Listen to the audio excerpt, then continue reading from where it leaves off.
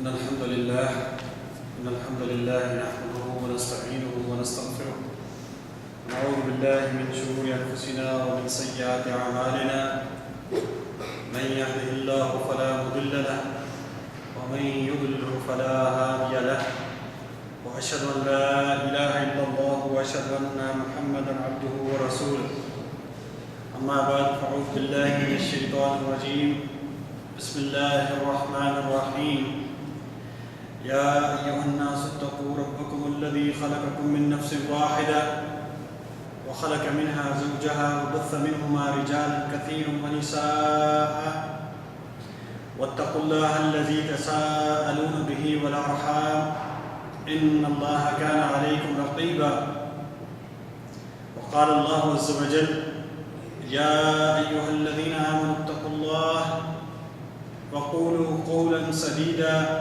يصلح لكم أعمالكم ويغفر لكم ذنوبكم ومن يطع الله ورسوله فقد فاز فوزا عظيما وقال الله عز وجل يا أيها الذين آمنوا اتقوا الله حق تقاته ولا تموتن إلا وأنتم مسلمون سبحانك لا علم لنا إلا ما علمتنا إنك أنت العليم الحكيم رب اشرح لي صدري ويسر لي أمري واحلل عقدة من لساني يفقهوا قولي رب زدني علما رب زدني علما رب زدني علما. عزیز بھائیو،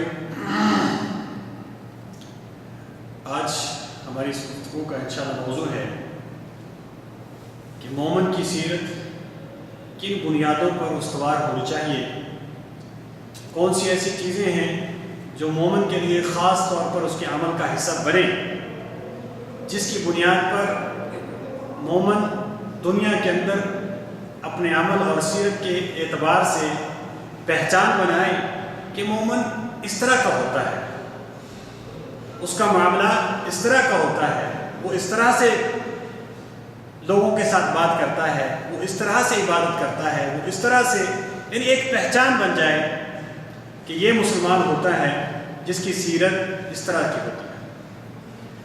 یہ جو سورہ آپ کے سامنے آج رکھوں گا یہ سورہ مومنون ہے، اور سورہ مومنون مکی سورہ ہے،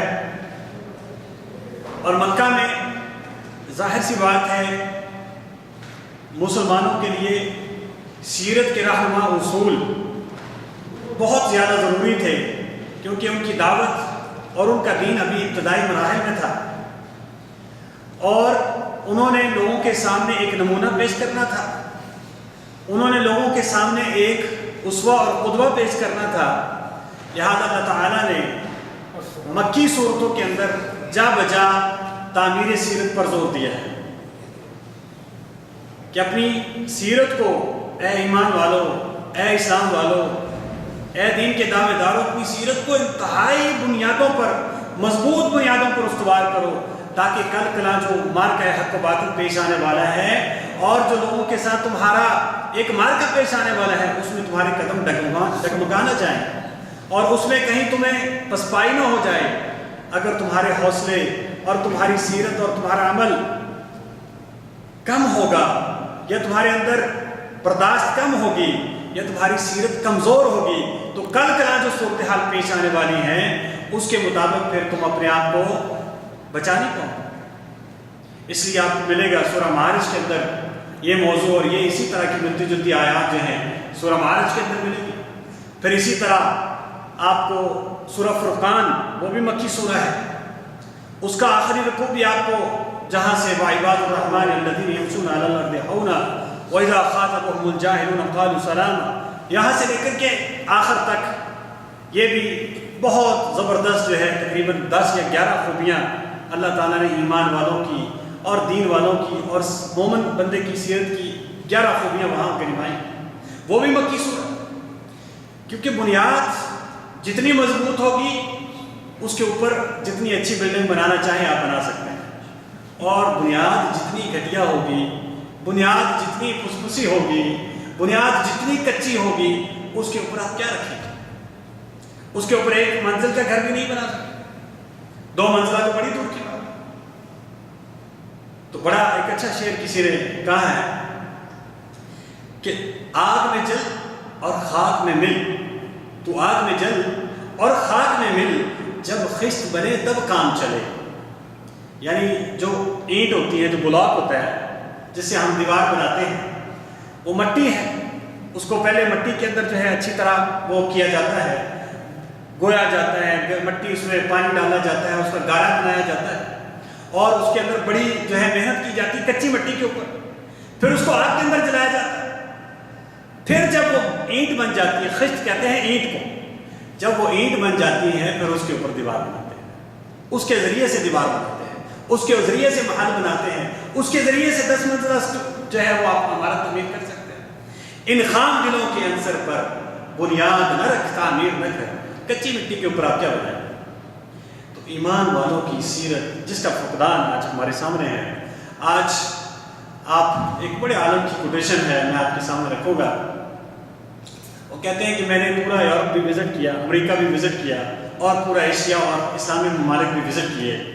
سارے علاقوں میں پھر پھر آ کے انہوں نے کہا کہ جب میں نے بلاد الکفار کو دیکھا تو وہاں دیکھا کہ اسلام ہے لیکن مسلمان نہیں.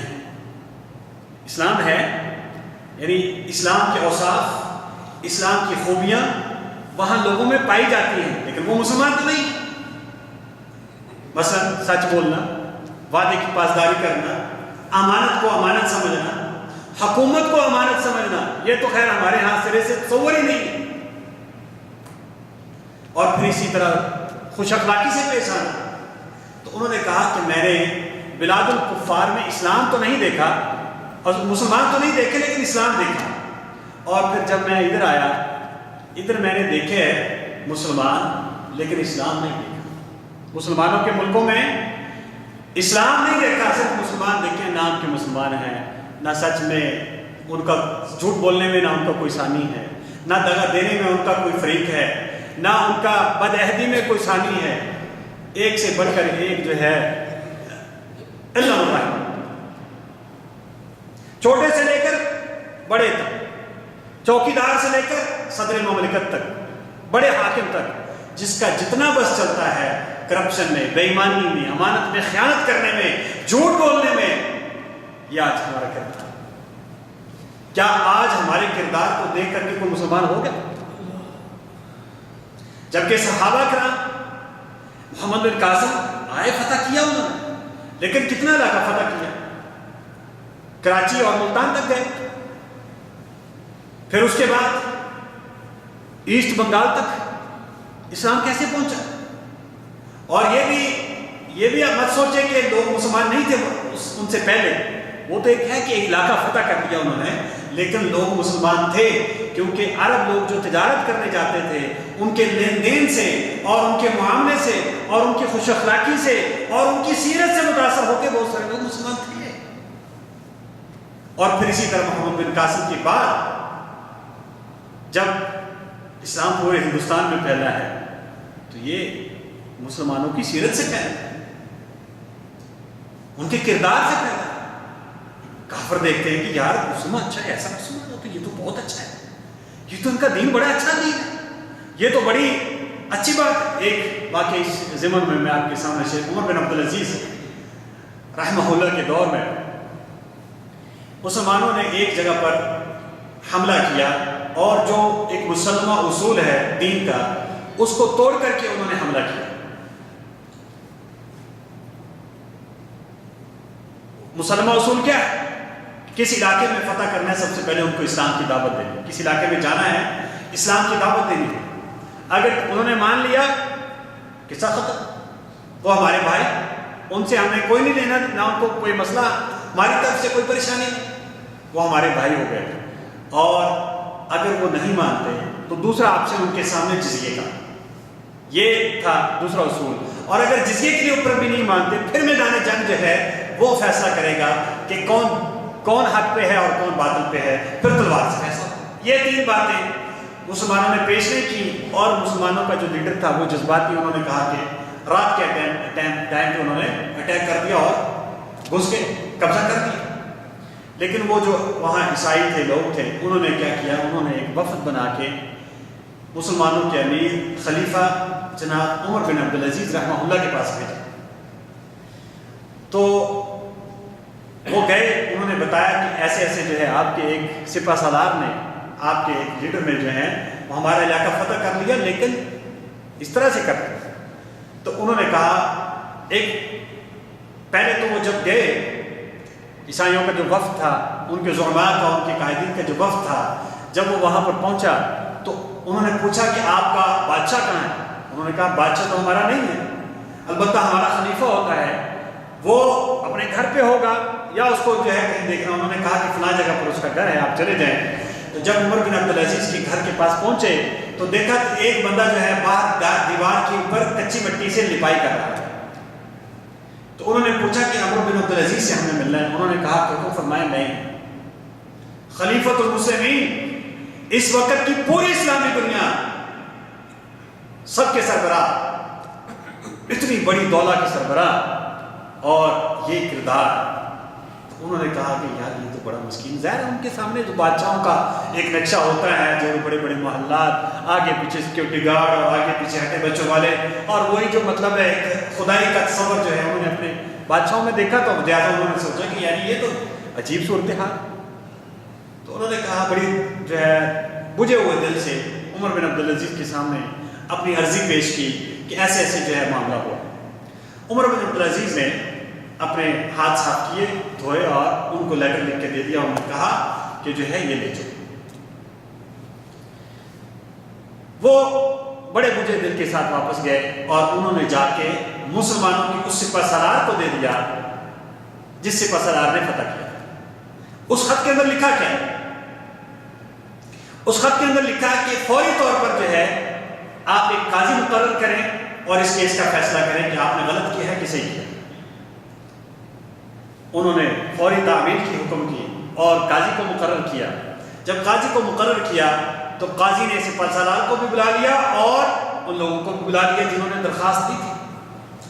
کیس سنا, ظاہر سی بات ہے وہ حق پر تھے, اور یہ مسلمانوں کا سپہ سالار جو ہے حق پر نہیں. تو قاضی نے یہ فیصلہ, حالانکہ قاضی بھی اسی لشکر کا حصہ تھا, لیکن فیصلہ قرآن و سنت کے مطابق جب کیا تو اس نے کہا کہ آپ کے لیے یہ حکم ہے کہ سپہ سالار سے کہا کہ آپ اپنا لشکر اور اپنی فوج لے کر کے فوراً سے پہلے جو ہے یہاں سے نکل جائیں. اس دوران یہ سارا معاملہ کرنے کے درمیان ظاہر کا مہینہ تو لگ گیا ہوگا. اس وقت کون سا تیز ترین سواریاں تھیں. انہوں نے مسلمانوں کی سلوک دیکھے اور انہوں نے مسلمانوں کے رویے دیکھے, مسلمانوں کے اخلاق دیکھے, مسلمانوں کے معاملات کو دیکھا, اور پھر آخر میں جو سب سے بڑی بات ہوئی کہ مسلمانوں کا یہ فیصلہ دیکھا کہ سپہ سالار کے خلاف ایک قاضی فیصلہ دے رہا ہے, اور قاضی جو ہے سپہ سالار اس کو مانے بغیر کوئی چارہ نہیں. انہوں نے اپنا سارا سامان اٹھایا مسلمانوں نے اور وہاں سے نکلنے لگے. جب وہ نکلنے لگے تو وہاں کی عورتیں اور ان کے بزرگ اور وہ لوگ ان کے پاس سامنے آ گئے گھوڑوں کے کہ آج جو ہے ہم نے آپ کے دین کی حقیقت کو جان لیا ہے, لہذا آپ کہیں نہیں جائیں گے, ہم بھی مسلمان ہو رہے ہیں. ان کے کردار کو دیکھ کے پورا کریا پورا بلد جو ہے وہ مسلمان ہو گئے. آج ہمارے کردار کو دیکھ کر کوئی مسلمان ہوگا؟ تو اس لیے عزیز بھائیو, قرآن کریم کے اندر ہمیں نئے سرے سے اپنے کردار کو تلاش اور اپنی سیرت کو تعمیر کرنا نئے سرے سے. یہ مت سوچئے کہ ہم مسلمان ہیں, ہمارے باپ دادا مسلمان تھے اور ہم تو جدی پشتی مسلمان ہیں, ہمیں کوئی مسئلہ نہیں, یا زیادہ سے زیادہ چند جو ہے وہ بڑے مار کے مارے تو ہم نے نماز پڑھ لی, داڑھی رکھ لی, سلوار تھوڑا سی ٹخنوں سے اوپر رکھ لی. دین تو ایک پیکج کا نام ہے محترم بھائیو, دین تو کوڈ آف لائف ہے. دین کوئی چند ایک چیزوں کا نام نہیں ہے, چند ایک عبادتوں کا نام نہیں ہے, چند ایک جو ہے وہ کام کرنے کا نام نہیں ہے. یہ 24 گھنٹے کی سروس ہے, لوگوں کے ساتھ معاملہ ہے, گھر کے ساتھ جو ہے گھر کے اندر معاملہ ہے, اور لین دین کے معاملات ہیں, اخلاق کے معاملات ہیں, حکومت کے معاملات ہیں, سیاست کے معاملات ہیں. دین تو ایک پورے پیکج کا نام ہے, یہ کوئی ایک چیز کا نام نہیں. آپ نماز پڑھ کے اور آپ جو ہے بیٹھ جائیں کرسی کے اوپر جو ہے وہ آپ بہت جو ہے دو لوگوں سے اعلیٰ ہو گئے. ظاہر ہے شیطان بھی ایسے لوگوں کو گمراہ کرتا ہے کہ دیکھیں جی اتنے کروڑوں لوگ نماز بھی نہیں پڑھ رہے, میں نماز تو پڑھ رہا ہوں. اتنے لوگوں نے داڑھی نہیں رکھی, میں نے داڑھی تو رکھی ہوئی. عزیز بھائیو, یہ کردار کوئی اور چیز مانگتا ہے. دین ہم سے کچھ اور مطالبہ کرتا ہے، دین اس سے بڑھ کر ہم سے مانگتا ہے. تو اس کے اوپر آج یہ ساری چیزیں انشاءاللہ میں آپ کے سامنے رکھنے کی کوشش کروں گا. قد افلح المؤمنون، بے شک کامیاب ہو گئے. قد ماضی کا صیغہ ہے، یعنی پکے کامیاب ہو گئے، پاسٹ پرفیکٹ ٹینس ہو گیا، پکا کامیاب ہو گئے. افلح المؤمنون، افلح المؤمنون، مومن کامیاب ہو گئے. عام طور پر اس کا ترجمہ جو ہے وہ یہ کیا جاتا ہے کہ کامیاب ہو گئے، لیکن یہ کامیابی اس طرح سے کامیابی نہیں ہے جس کو عام طور پر یہ نہیں سمجھا جاتا ہے کہ یہ کامیابی ہے. کوئی چیز آپ مطلب لینا چاہ رہے ہیں، کچھ پڑھنا چاہ رہے ہیں، کچھ بننا چاہ رہے ہیں، کوئی ڈگری لینا چاہ رہے ہیں، کوئی کاروبار کرنا چاہ رہے ہیں، کوئی کسی جاب کے پیچھے پڑے ہوئے ہیں، وہ آپ کو مل جاتی ہے، آپ سے ملتے ہیں، یہ کامیابی. یہ کامیابی نہیں ہے. یہ کامیابی ہماری نظر میں ہے یا دنیا کی نظر میں ہے. یہاں کامیابی ایک اور ہی معنی میں آتی ہے. لیکن اس سے پہلے آپ یہ حدیث یاد رکھیے، رسول اللہ صلی اللہ علیہ وسلم کی طبرانی وغیرہ میں اور مسند احمد میں یہ حدیث ہے. جناب عمر رضی اللہ تعالیٰ عنہ سے روایت ہے، کہتے ہیں کہ میں نبی صلی اللہ علیہ وسلم کے پاس بیٹھا ہوا تھا، تو جب وحی آئی تو وحی کی کیفیت صحابہ جان جاتے تھے. ایک کیفیت جب بچ جاتی تھی، نبی صلی اللہ علیہ وسلم پر وحی آتی تھی، ایک خصوصی کیفیت ہوتی تھی. تو کہتے ہیں نبی صلی اللہ علیہ وسلم پر وحی آئی اور جب وحی کی کیفیت ختم ہوئی تو نبی صلی اللہ علیہ وسلم نے فرمایا، آج مجھ پر جو آیتیں اتری ہیں، آج مجھ پر جو آیتیں جو آیتیں مجھ پر اتری ہیں، اگر کوئی بندہ ان آیتوں کے معیار پر پورا اتر لے تو وہ یقیناً جنت میں جائے گا. اور وہ یہ آیتیں ہیں جو میں آپ کے سامنے رکھنے لگا. تو اللہ سے دعا ہے اللہ تعالیٰ ہمیں ان آیتوں کے معیار کے اوپر پورا اترنے کی توفیق عطا فرمائے. فرمایا قد افلح المؤمنون، مومن کامیاب ہو گئے. یہ جو افلح کا لفظ ہے، فلاح کامیابی، عام طور پر اس کا ترجمہ جو کیا جاتا ہے، فلاح کا لفظ جو ہے یہ فلاح سے، اور فلاح سے فلاح، اور فلاح کسان کو بھی کہتے ہیں. فلاح جو ہوتا ہے کسان کو بھی فلاح کہتے ہیں، کیونکہ وہ کیا کرتا ہے، زمین کے سینے کو پھاڑتا ہے اور اس میں سے اپنا رزق تلاش کرتا ہے، اس میں سے اپنی فصل اگانے کی کوشش کرتا ہے. فلاح پھاڑنے والا، اور فلاح یا فلاح پھاڑنا، کسی چیز کو چیرنا، اس میں سے دریافت کرنا، اس میں سے ایجاد کرنا، اس میں سے نکالنا، کامیابی کو اس کے اندر سے نکالنا. جیسے آم کی جو گٹھلی ہوتی ہے، بظاہر ایک لکڑی کی چھوٹا سا پیس ہی نظر آتا ہے. آپ اس کو زمین میں گاڑ دیتے ہیں، بو دیتے ہیں، اسی گٹھلی میں سے آم کا اتنا بڑا درخت نکلا تھا. وہ آم کا درخت کہیں اور سے نہیں آیا ہے، زمین سے نہیں آیا ہے، اس گٹھلی کے اندر سے نکلا ہے. وہ گٹھلی کے اندر چھپا ہوا تھا، اس کو پھاڑ کے جو ہے باہر آ گیا. بالکل یہی چیز محترم بھائیو یہ ہے کہ انسان کی کامیابی در حقیقت اس کے وجود کے اندر چھپی ہوئی ہے. اس کی روح کی دریافت، اس کے اثر کی دریافت، اللہ کے پیغام کی دریافت اس کے وجود کے اندر ہے. اس کو پھاڑ کے اس کے اوپر غفلتوں کے پردے، اس کے اوپر شیطانیت کی چالیں، اس کے اندر دنیا کے مکر و فریب، اس کے اوپر دنیا کی زیب و زینت کے پردے پڑ گئے ہیں. لہذا وہ کامیابی اور اللہ کی یاد، اللہ کا ذکر اور اللہ تعالیٰ کی، اللہ کے ساتھ تعلق جو ہے وہ اس کے اندر چھپ گیا ہے. اس کے اوپر گند پڑ گئی ہے، اس کے اوپر مٹی پڑ گئی ہے. اب یہ فلاح کیا کرے گا، اب یہ مومن کیا کرے گا، اس مٹی کو پھاڑے گا، اس چادر کو چیرے گا، اس جو ہے پردوں کو توڑے گا اور اس میں سے اپنی کامیابی کو اور اپنی اصل کو پہچانے گا اور اپنے رب سے جڑ جائے گا.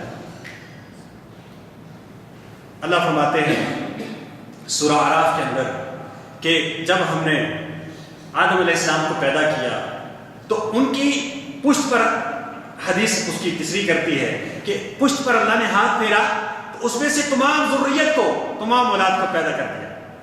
اور پھر تمام اولاد جتنے بھی قیامت تک لوگ پیدا ہونے تھے، ان سب کی جنین یا ان کی روحیں اللہ نے پیدا فرما دی. اور پھر سب ان سے وعدہ لیا، الستو بربکم، کیا میں تمہارا رب ہوں؟ قالوا بلا شہدنا علی انفسنا، کہنے لگے کہ ہاں تم ہمارا رب ہے اور ہم گواہی دیتے ہیں۔ ایک تو یہ چیز ہو گئی کہ انسان کا وہ عہد الست جو ہے وہ انسان کے اندر ہے، موجود ہے،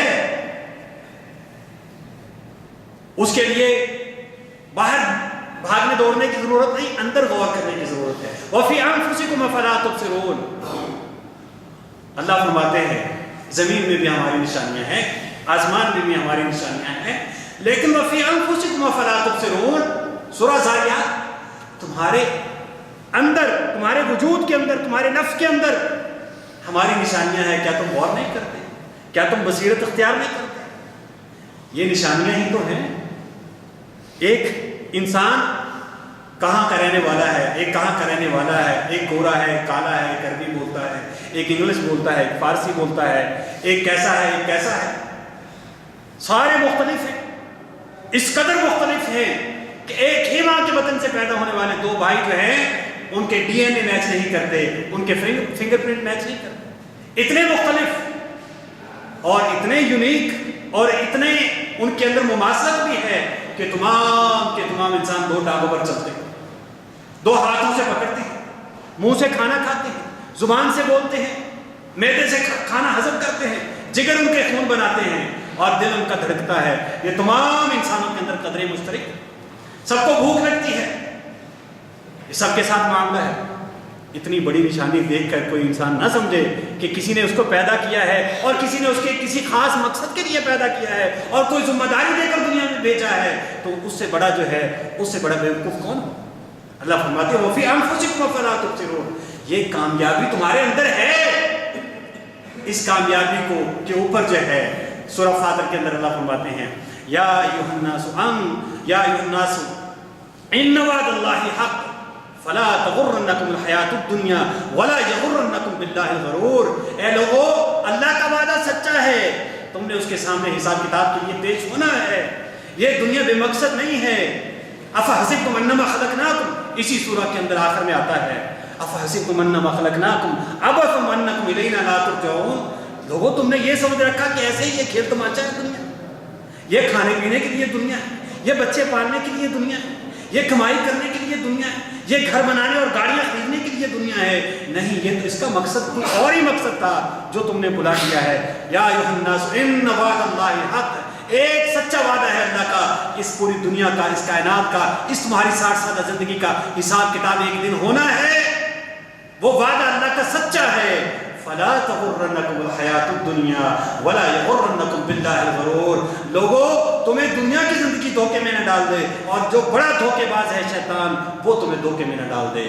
انسان کے اندر یہ کامیابی کا درس، کامیابی کی بات اس کے اندر وجود کے اندر چھپی ہوئی ہے، لیکن شیطان نے اس کے اوپر پردے ڈالے ہیں، شیطان نے بلا دیا ہے، دنیا کی زیب و زینت کے اندر لگ کے، دنیا کی جو ہے، دنیا کے پیچھے لگ کر کے جو ہے انسان اس چیز کو بھول گیا ہے، لہذا اس کے اندر پھاڑ کر کے نکالے گا جو یہ ہے مومن، یہ ہے کامیاب۔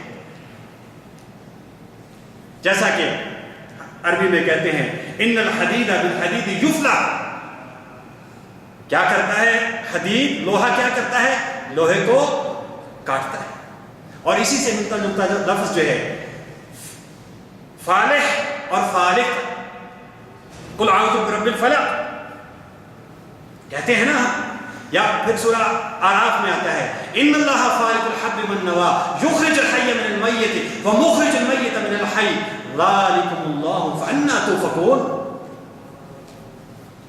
فالق الاصباح وجعل الليل سكنا والشمس والقمر حسبانا ذلك تقدیر العزیز العلیم۔ اللہ کون ہے، اس کا تعارف کیا ہے، ان اللہ فالق الاصباح، ان اللہ فالق الحب والنوى، وہ ذات ہے جو دانے کو پھاڑ کے اس میں سے پتی نکال دیتا ہے، دانے کو اندھیرے کے اندر، مٹی کے اندر، گرمی کے اندر، سردی کے اندر، بیج جو ہے اس کے اندر پڑا رہتا ہے اور سالوں سال پڑا رہتا ہے، جب اس کا امر آتا ہے، جب اس کی طرف سے آرڈر آتا ہے، جب اس کی طرف سے حکم آتا ہے، وہی دانہ صحرا میں اب جائے، آپ دیکھیں گے کہ یار یہ تو بالکل مردہ زمین ہے، اس کے اندر کوئی زندگی کے آثار نہیں، لیکن جب اس کا حکم آتا ہے، بارش برستی ہے اور وہیں پر سے جو ہے سالوں سال سے پڑا ہوا بیج وہ پھٹتا ہے اور اس میں سے پودا نکل آتا ہے۔ ان اللہ فالق الحب والنوى یخرج الحی من المیت ومخرج المیت من الحی، زندے کو مردہ میں سے نکال دیتا ہے اور مردے کو زندہ میں سے نکال دیتا ہے، یہ ہے تمہارا رب، کہاں بھٹکے پھرتے ہو؟ اور پھر فرمایا فالق الاصباح، وہ صبح کو نکالتا ہے، اندھیرا چھایا ہوا ہے، بالکل اندھیرا چھایا ہوا ہے، جب اندھیرا سخت ترین چھا جاتا ہے اس کو پھاڑ کر کے صبح کون نکالتا ہے؟ تو یہ پھاڑ کر کے چیز کو نکالنا، چیر کر کے نکالنا، دریافت کرنا، اس کے اندر چھپی ہوئی چیز کو دریافت کرنا، پوٹینشلی اس کے اندر وہ چیز موجود ہے، کامیابی ہمارے اندر موجود ہے، اللہ کی یاد ہمارے اندر موجود ہے، لیکن اس کو نکالنا یہ کامیابی ہے۔ لیکن ان کی کچھ خوبیاں اور بیان فرمائیں، یہ تقریباً 7 خوبیاں جو ہیں یہاں پر بیان کی گئی ہیں۔ الذین فی صلاتہم خاشعون، ان کی پہلی خوبی یہ ہے کہ وہ اپنی نمازوں کے اندر خشوع اختیار کرتے ہیں۔ نماز ڈیوٹی سمجھ کے نہیں پڑھتے، نماز ٹکر مار کے نہیں پڑھتے، نماز گنتی پوری کرنے کے لیے نہیں پڑھتے، نماز کو عبادت سمجھ کے کرتے ہیں، عادت سمجھ کے نہیں کرتے۔ گئے اور ٹکر مار کے آ گئے۔ عزیز بھائیو، ایک صرف نسخہ، ایک بات میں آپ کے سامنے رکھنا چاہتا ہوں اس حوالے سے، نماز پڑھنے جا رہے ہیں اور پھر نماز پڑھ کے آ رہے ہیں، اگر کوئی فرق محسوس کر رہے ہیں واپسی پر تو سمجھ لیجئے کہ آپ کی نماز میں کوئی جان ہے، لیکن جیسے گئے اور اپنا حساب کتاب کر کے واپس آ گئے تو سمجھ لیجئے کہ یہ نماز اللہ کے ہاں قابل قبول نہیں، یا وہ درجہ نہیں ہے جو کامیابی دلاتی ہے۔ رسول اللہ صلی اللہ علیہ وسلم نے فرمایا کہ ایک بندہ آپ کے سامنے نماز پڑھ رہا ہے، کبھی ایسے کر رہا ہے، کبھی ایسے کر رہا ہے، کبھی تو اپنے امامے کو اور اپنے کپڑے کو، کبھی ادھر کبھی ادھر۔ آپ صلی اللہ علیہ وسلم نے فرمایا اگر اس بندے کے دل کے اندر خشوع ہوتا نماز کا تو اس کے جسم کے اوپر بھی اس کا اظہار ہوتا۔ یہ جو جسم سے حرکتیں کر رہا ہے، کبھی ایک ٹانگ پر، کبھی دوسری ٹانگ پر، کبھی یہ کبھی وہ، کبھی خارج کبھی کچھ، سارا کچھ نماز میں یاد آتا ہے۔ داڑھی کو کھسانا نماز میں آتا ہے، ادھر بھی خارج نماز میں ہوتی ہے، کپڑے کو بھی ٹھیک سلوٹی اس کی ٹھیک کرنی نماز میں ہوتی ہے۔ تو فرمایا اگر اس کے دل کے اندر خشوع ہوتا تو اس کی نماز کے اندر بھی خشوع ہوتا، اس کے جسم کے اوپر بھی خشوع۔ تو خشوع یعنی نماز کو خشوع کے ساتھ، اللہ سے ڈرتے ہوئے، یہ سوچتے ہوئے کہ میں اس مالک کے سامنے کھڑا ہوں جس نے مجھے پیدا کیا۔ سوچئے رسول اللہ صلی اللہ علیہ وسلم نے کیا فرمایا؟ فرمایا کہ جب انسان جو ہے وضو کر کے نماز کے لیے کھڑا ہوتا ہے، اچھی طرح وضو کرتا ہے، اللہ تعالیٰ پوری توجہ اس بندے کی طرف مرکوز کر دیتا ہے، اللہ پورا دھیان اس بندے کی طرف لگا دیتا ہے، اور اللہ تعالیٰ اپنا دھیان اس میں گاڑے رکھتا ہے، اپنی نگاہ اس میں گاڑے رکھتا ہے جب تک وہ بندہ نماز کے اندر رہتا ہے۔ یعنی بندہ بھی نماز کے اندر دھیان کرے کہ میں اپنے مالک کے سامنے کھڑا ہوں اور وہ مجھے دیکھ رہا ہے، گویا کہ میری اس کے سامنے حاضری ہے، میری اس کے سامنے حضوری ہے۔ اگر وہ یہ سوچے اور نماز کے اندر اپنے جی کو لگا کے رکھے تو اللہ اس کی طرف دیکھتا رہتا ہے، لیکن اگر بندہ ادھر ادھر ہو جائے اللہ بھی کہتا ہے چلو جاؤ۔ اگر انسان کو اللہ کی پرواہ نہیں تو اللہ تو بڑا غنی، اس کو کیا پرواہ؟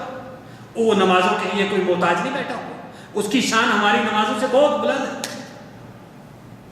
ہمیں ضرورت ہے کہ ہم اچھی نماز پڑھ کے اس کے سامنے قبولیت کے لیے اللہ سے رو کے دعا کریں کہ یا اللہ ہماری نماز کو قبول کرو، اچھی طرح سے، اچھے طریقے سے، اچھے خشوع خضوع کے ساتھ، جی لگا کے، جی حضوری کے ساتھ وہ نماز اللہ کے سامنے پیش کرے اور پھر اللہ سے قبولیت کے لیے دعا کرے۔ پھر فرمایا والذین هم عن اللغو معرضون، دوسری خوبی ان کی کیا ہے کہ جو لغو کاموں سے، فضول بات سے، بےہودہ بات سے اعراض کرتے ہیں۔ مومن کے پاس فضول باتوں کا وقت نہیں ہے۔ 60 سالہ زندگی جس کو مقصد حیات سمجھ آ گیا، جس کو زندگی کا مقصد سمجھ آ گیا، اور پھر اس کو یہ سمجھ آ گیا کہ اس کے بعد جو نہ ختم ہونے والی زندگی ہے، میں نے اسی مختصر وقت میں، انتہائی شارٹ پیریڈ میں، میں نے اس نہ ختم ہونے والی زندگی کے لیے سارا سامان تیار کرنا ہے۔ جس کو یہ بات سمجھ آ گئی تو اس کے پاس ٹائم نہیں ہے 1 منٹ بھی ضائع کرنے کے لیے۔ کمرہ امتحان میں آپ بھی نکل کے آئے ہوں گے. امتحان جب دے رہا ہوتا ہے طالب علم، 3 گھنٹے کا ٹائم ہے اس کے پاس. 3 گھنٹے کے ٹائم میں اسے پتا ہے کہ یہ 3 گھنٹے میری آنے والی زندگی کے لیے کتنے اہم ہیں. ان 3 گھنٹوں میں نے صحیح پیپر حل کر لیا تو آگے میری زندگی سنور جائے گی. اور اگر ان 3 گھنٹوں میں نے کچھ نہ کیا تو میری آنے والی زندگی میں مشکلات کا سامنا مجھے کرنا پڑے گا. مجھے بتائیے وہ طالب علم جس کو یہ بات سمجھ آ جائے، نالائق طالب علم نہیں، صحیح جو سمجھدار طالب علم ہے، اگر اس کو یہ بات سمجھ آتی ہے کہ بھئی میرا یہ پیپر ہی جو ہے وہ آنے والی زندگی کے لیے انتہائی قیمتی بنیاد رکھتا ہے، وہ 3 گھنٹوں میں 1 منٹ بھی ضائع کرے گا. اس کے پاس 1 منٹ بھی ہوگا کہ گپے شپے یار چھوڑی گا، چلو گپ شپ مار لے، کچھ چائے کعوہ پی لے، کوئی اس طرح کی باتیں جو ہیں وہ واٹس ایپ تھوڑا سا یوز کر لے، فیس بک تھوڑی سی یوز کر لے.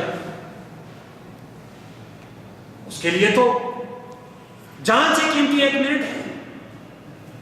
اور ہمارے پاس کتنا وقت ہے فیس بک کے لیے، ٹویٹر کے لیے اور یاوہ گوئیوں کے لیے، بےہودہ باتوں کے لیے.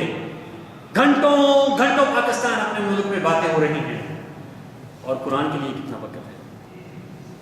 سارے دن میں قرآن کتنا پڑھا ہے، فیس بک کو کتنا وقت دیا ہے، واٹس ایپ کو، نیٹ کو کتنا وقت دیا ہے. مومن کے لیے ایسی اس کی شان نہیں ہو سکتی. فرمایا رسول اللہ صلی اللہ علیہ وسلم نے، من کان یؤمن باللہ والیوم الآخر، جو اللہ اور یوم آخرت پر ایمان رکھتا ہے، فلیقل خیر، اس کو چاہیے اچھی بات کرے، او لیصمت، جا کر چپ رہے. گھنٹوں فیس بک پر فضول باتیں، نہ کوئی دلیل، نہ کوئی بات، نہ کوئی کچھ، فضول کے بحث مباحثے میں الجھے ہوئے، فضول کی باتوں میں. اور رسول اللہ صلی اللہ علیہ وسلم نے فرمایا، من حسن الاسلام المرء ترکہ ما لا یعنی، اسلام کی، انسان کی بہترین اسلام کون سا ہے، خوبصورت اسلام کون سا ہے، اچھا اس کا دین کون سا ہے؟ اچھا دین اس کا یہ ہے ترکہ ما لا یعنی، لا یعنی چیزوں کو، فضول چیزوں کو، بیکار باتوں کو وہ چھوڑ دے، یہ اس کا اچھا اسلام. تو فرمایا والذین هم عن اللغو معرضون، جو لغو باتوں سے پرہیز کرتے ہیں، بچے رہتے ہیں. والذین هم للزکاۃ فاعلون، اور جو زکوٰۃ کے ادا کرنے والے ہیں. للزکاۃ فاعلون، اصل میں یہاں قرآن کریم میں آپ کو جہاں بھی ملے گا تو آئے گا وَأَقِيمُوا الصَّلَاةَ وَآتُوا الزَّكَاةَ، یقیمون الصلاۃ و یؤتون الزکاۃ. آت یا یوت کا لفظ ماضی اور مضارع کے حساب سے آئے گا، لیکن یہاں پر فاعلون کا لفظ آیا ہے. یہاں پر آتون الزکاۃ نہیں آیا یا یؤتون الزکاۃ نہیں آیا. یہاں پر کیا آیا ہے؟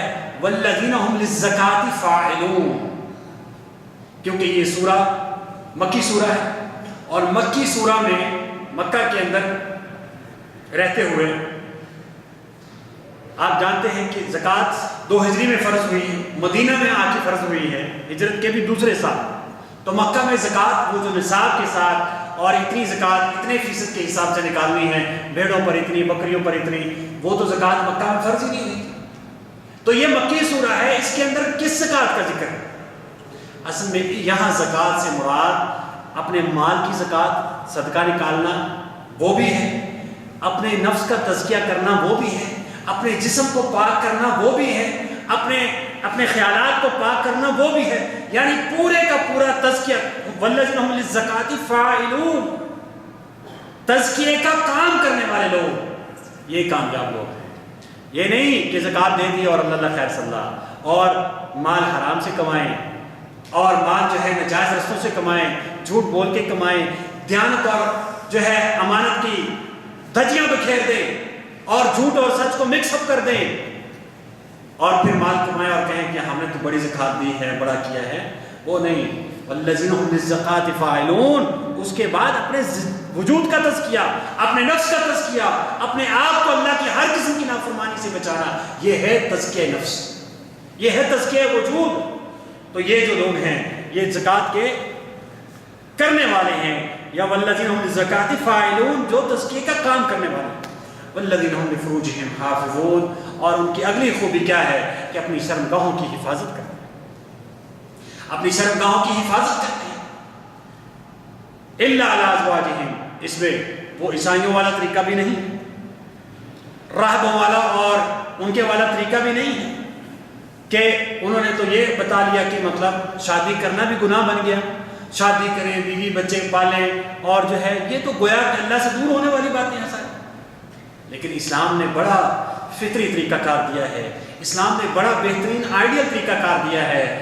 وہ غلط طریقہ، وہ فطرت سے جنگ والا طریقہ ہے کہ آپ کو اللہ تعالیٰ نے جس نیچر کے مطابق پیدا کیا ہے، جیسے انسان کو بھوک لگتی ہے ایسے انسان کو سیکس کی حاجت ہے. اس میں کوئی شرم والی بات نہیں، اس میں کوئی قباحت والی بات نہیں ہے، یا اس میں کوئی تقوی کے منافی بات نہیں ہے، اس میں کوئی ایمان کے منافی بات نہیں ہے. خود رسول اللہ صلی اللہ علیہ وسلم نے 10 شادیاں فرمائی، اور آپ صلی اللہ علیہ وسلم نے فرمایا تمہاری دنیا میں سے مجھے 2 ہی چیزیں پیاری ہیں، محبوب ہیں، ایک عورت اور ایک جو ہے خوشبو. اس لیے رسول اللہ صلی اللہ علیہ وسلم نے 10 بیویاں آپ صلی اللہ علیہ وسلم. اس میں کوئی معنی نہیں، اس میں کوئی قباحت نہیں، یہ بالکل نیچرل طریقہ ہے، یہ بالکل درست طریقہ ہے. لیکن جو انہوں نے ایجاد کیا کہ بھئی اللہ کا تقوی اختیار کرنے میں ہمیں بیوی بچے چھوڑنے پڑیں گے اور یہ چھوڑیں گے، ظاہر سی بات ہے وہ غلط طریقہ تھا، اور اس کا رد عمل یا اس کے بدلے میں اس کے بعد جو ریئیکشن ہونا تھا ظاہر سے وہ بھی فطری تھا، اور وہ اپنے اس جذبات پہ کنٹرول نہیں رکھ پائے. اور ان کے جو چرچ تھے یا ان کے جو مطلب عبادت گاہیں تھیں، وہ بجائے اس کے کہ طہارت اور پاکیزگی کا نمونہ پیش کرتے وہ کعبہ خانے بن گئے، اور حرام کی اولادیں وہاں پر پیدا ہونے لگی کیونکہ وہ فطرت سے جنگ تھی. اسلام نے بڑا اچھا طریقہ دیا ہے. والذین هم لفروجہم حافظون، اپنی شرمگاہوں کی حفاظت کرتے ہیں. الا علی ازواجہم او ما ملکت ایمانہم فانہم غیر ملومین، ہاں بیویوں اور لونڈیوں کے پاس جانے میں ان کے اوپر کوئی ملامت نہیں ہے، کوئی گناہ نہیں ہے. یہ کہیں کہ بھائی مولوی صاحب جو ہیں یہ کون سا کام کریں، ان کے بچے بڑے ہو رہے ہیں یا ان کے جو ہے یہ شادیاں بڑی کر رہے ہیں، نہیں. یہ اسلام نے طریقہ دیا ہے. بیوی کے ساتھ جو ہے تعلق قائم رکھنا یہ اسلامی طریقہ کار ہے. اور لونڈی کے ساتھ، لونڈی کا ظاہر ہے راستہ ہمارا، نہ ہم نے جہاد کرنا ہے نہ ہمارے لیے کوئی راستہ ہے لونڈی کا نہیں، صرف بیوی کا ہمارے لیے آپشن، اس کے اوپر کوئی ملامت نہیں ہے. پھر فرمایا فَمَنِ ابْتَغَىٰ وَرَاءَ ذَٰلِكَ فَأُولَٰئِكَ هُمُ الْعَادُونَ، جو اس کے علاوہ راستہ کوئی تلاش کرے گا تو یہی لوگ ہیں جو اللہ کی حد سے بڑھنے والے ہیں. اس کے علاوہ کوئی بھی راستہ، بیوی کے علاوہ کوئی راستہ جو ہے وہ اپنی جنسی خواہش کو پورا کرنے کے لیے کوئی راستہ اور اختیار کرنا، یہ سارا جو ہے حد سے گزرنے والی بات ہے. پھر فرمایا والذین هم لأماناتهم وعهدهم راعون، یہ ہے جو بڑی کام کی بات ہے، ساری کام کی باتیں ہیں، لیکن آپ یہ کہہ لیں کہ معاشرے کی روح ہے. والذین هم لأماناتهم وعهدهم راعون، وہ لوگ جو اپنی امانتوں کی اور اپنے عہدوں کے اوپر کیا ہیں؟ راعون، رائی ہیں. رائی کس کو کہتے ہیں؟ چرواہے کو. نگرانی کرتا ہے بیڑوں کی، بکریوں کی، اونٹوں کی نگرانی کرتا ہے کہ کوئی بکری ادھر ادھر نہ ہو جائے اور کسی بکری کے اوپر بھیڑیا حملہ نہ کر دے. وہ رائی بن کے اپنے عہد اور اپنی امانت کے اوپر جو ہے وہ خیال رکھتے ہیں. امانت کی تفصیل لمبی ہے، اس میں میرے پاس وقت نہیں. ایک امانت وہ ہے آپ کے پاس کوئی پیسہ رکھ دیتا ہے، دولت رکھ دیتا ہے، یہ بھی امانت ہے. آپ کو کوئی بات کہہ دیتا ہے، وہ بھی ایک امانت ہے. یہ بھی امانتیں ہیں جو ہم ایک دوسرے کے پاس رکھتے ہیں، ایک دوسرے کو دیتے ہیں. لیکن ایک وہ بھی امانت ہے جو ہمارے رب نے ہمارے سپرد کی. سورہ احزاب کے آخر میں کیا فرمایا؟ إِنَّا عَرَضْنَا الْأَمَانَةَ عَلَى السَّمَاوَاتِ وَالْأَرْضِ وَالْجِبَالِ فَأَبَيْنَ أَن يَحْمِلْنَهَا وَأَشْفَقْنَ مِنْهَا وَحَمَلَهَا الْإِنسَانُ إِنَّهُ كَانَ ظَلُومًا جَهُولًا. ہم نے اپنی امانت کو پیش کیا پہاڑوں پر اور جو ہے آسمان پر، زمین پر، سب نے جو ہے ڈر کے مارے انکار کر دیا اور سب نے جو ہے ڈر کے مارے اس کو اٹھانے سے معذرت کر لی کہ یا اللہ ہم یہ تیری امانت نہیں اٹھا سکتے. فَحَمَلَهَا الْإِنسَانُ، وہ ہماری امانت کس نے اٹھائی؟ انسان نے اٹھائی. اٹھا تو لی، یہ تو بڑا اچھا کام ہے، لیکن پورا نہیں کیا. خیانت کی اس میں، ڈنڈی ماری اس میں، اس کا حق ادا نہیں کیا، وہ امانت کیا ہے؟ یہ دین کی امانت ہے. یہ دین کی امانت جو ہے یہ ہمارے پاس امانت ہے. انہ کان ظلوما جہولا، وہ اس کے بعد بڑا ظالم اور جاہل ثابت ہوا. انسان نے اٹھا لیا، اس کو پورا نہیں کیا. یہ دین ہمارے پاس امانت ہے، اللہ نے ہمارے تک پہنچایا ہے. اس کے اوپر عمل کرنا، صحیح طریقے سے عمل کرنا، اپنے عمل کے ذریعے سے لوگوں کو دعوت دینا. زبانی نہیں، زبانی خرچ نہیں، چیخ چیخ کے نہیں، بول بول کے نہیں. بولنا بھی ہے لیکن بولنا بعد میں ہے، پہلے عمل پیش کرنا. آپ صلی اللہ علیہ وسلم نے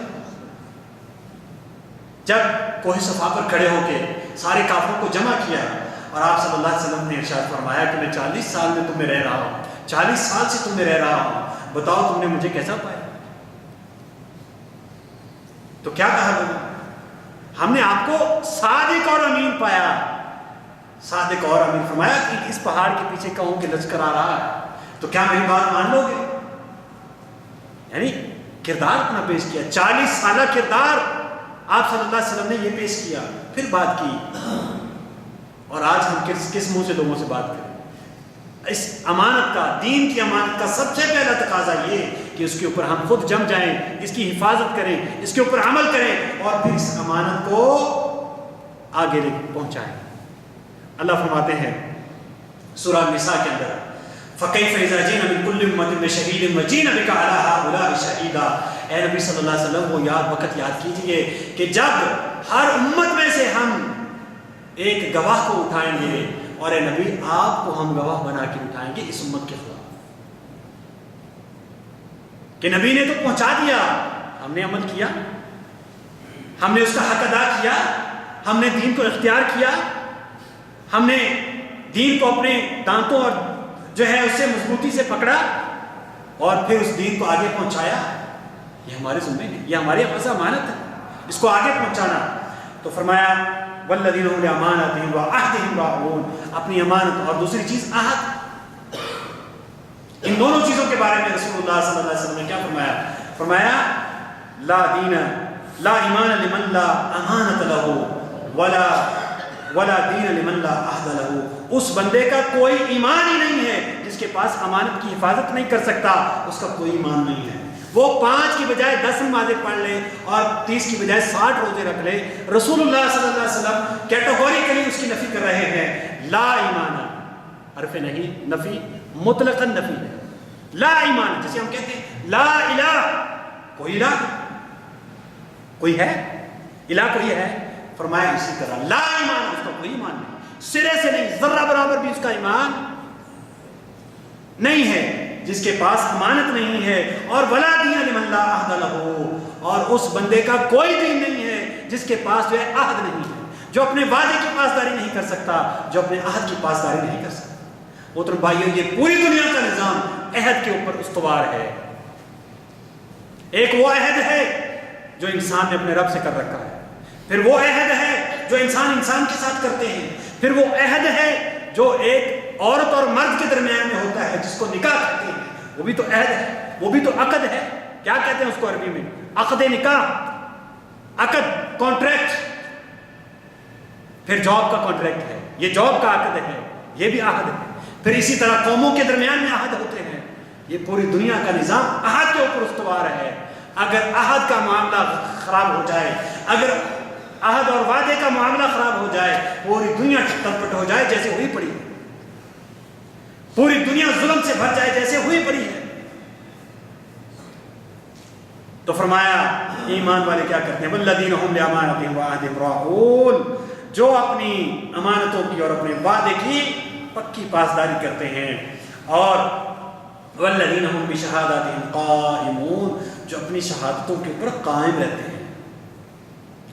شہادت کے لیے گواہی دینا، ایک تو ہے وہ گواہی جو عدالت میں دی جاتی ہے، جس کے لیے ہمارے ہاں تو عام ہے کہ بھئی جج کی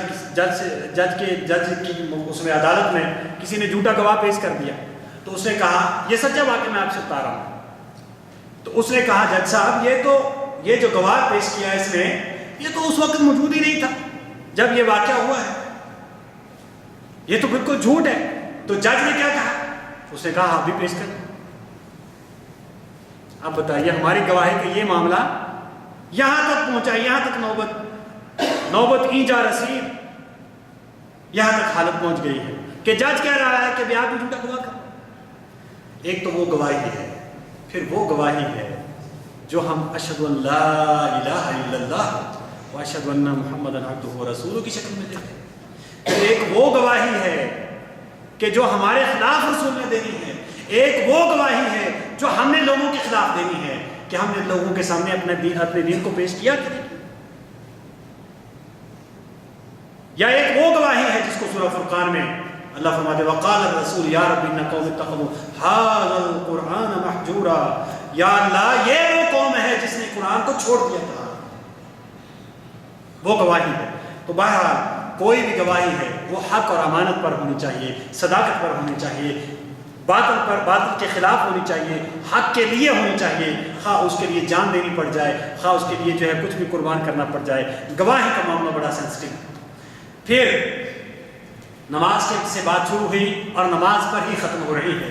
والذین هم علی صلاتهم یحافظون، جو اپنی نمازوں کی حفاظت کرتے ہیں. نمازوں کی حفاظت محترم بھائیو کیا ہے؟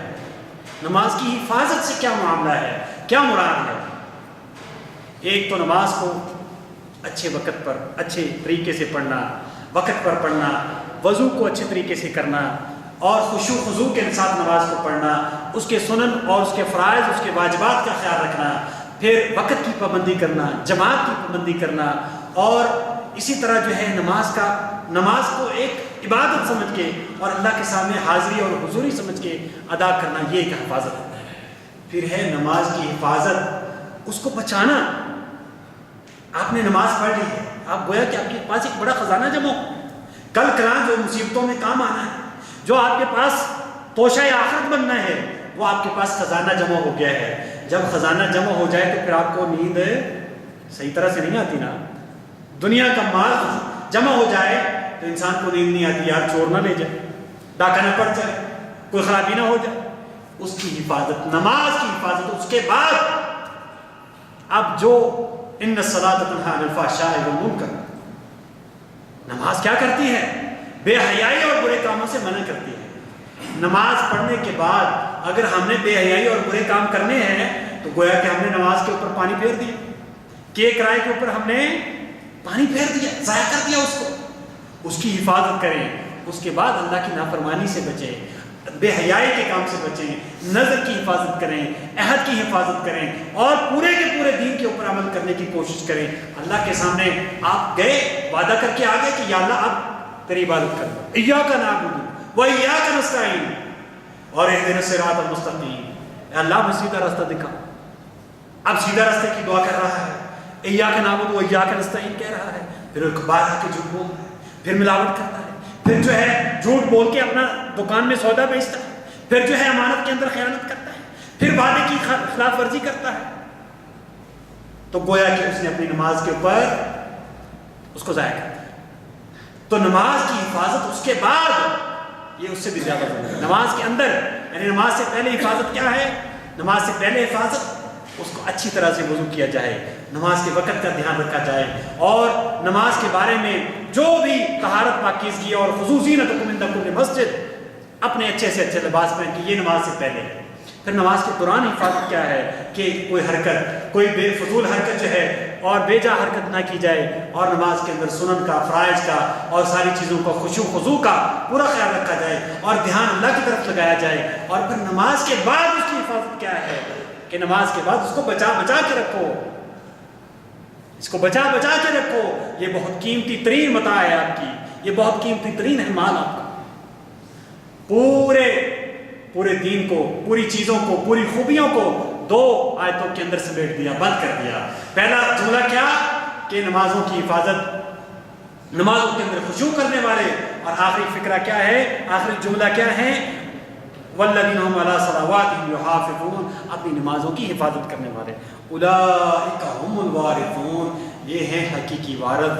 یہ دنیا کی وراثتیں جو تقسیم کرتے ہو، یہ جو مال تقسیم کرتے ہو، باپ کا مال تھا، مر گیا باپ، اب ظاہر پلاٹ جو ہے بچوں میں، اس میں آپ وارث بن گئے. یہ نہیں سوچتے کہ جس طرح باپ مر گیا ہے اور میں اس کا وارث، اس کا نام کٹ گیا اور میرا نام لکھا گیا ہے، واللہ العظیم 1 دن لگنا ہے، 2 دن لگنے ہیں، میرا نام کٹ جانا ہے اور میرے بچے کا نام لکھا جانا ہے۔ یہ کون سی وراثت ہے؟ یہ کون سا مال ہے؟ اگر وراثت ہے تو وہ ہے جو کبھی چھننی نہیں ہے، جو کبھی جو ہے کسی دوسرے کے نام منتقل نہیں ہونی، جو کبھی شفٹ نہیں ہونی، جس کے اوپر کوئی اور وارث نہیں بننا وہ ہے جنت الفردوس۔ فرمایا اولئک هم الوارثون، یہ ہے جنت الفردوس کے حقیقی وارث، کبھی نہ نکالا جائے گا، کبھی اسے جو ہے بے دخل نہیں کیا جائے گا، کبھی کوئی اور آ کے وارث نہیں بنے گا۔ یہ ہے حقیقی وراثت۔ اس کے لیے تڑپ جائیے، اس کے لیے محنت کیجئے، اس کے لیے اپنے آپ کو لگائیے، اس کے لیے اپنی زندگی کو صرف کیجئے۔ یہ ہے مقصد حیات عزیز بھائیو، اسی کے لیے اپنی زندگی کو صرف کیجئے۔ فرمایا الذین یرثون الفردوس هم فیہا خالدون، یہ ہے حقیقی وارث جو جنت الفردوس کے وارث بنیں گے۔ ہم فیہا خالدون، ہمیشہ ہمیشہ اس میں رہیں گے، چند دنوں کے لیے نہیں جائیں گے، تھوڑے دنوں کے لیے نہیں جائیں گے، یہ چند روزہ عیش پرستی نہیں ہوگی، بلکہ ہمیشہ ہمیشہ کے مزے ہیں، ہمیشہ ہمیشہ کی خوش بختی ہے، ہمیشہ ہمیشہ کی خوش نصیبی ہے اگر کسی کے نصیب میں آ گئی۔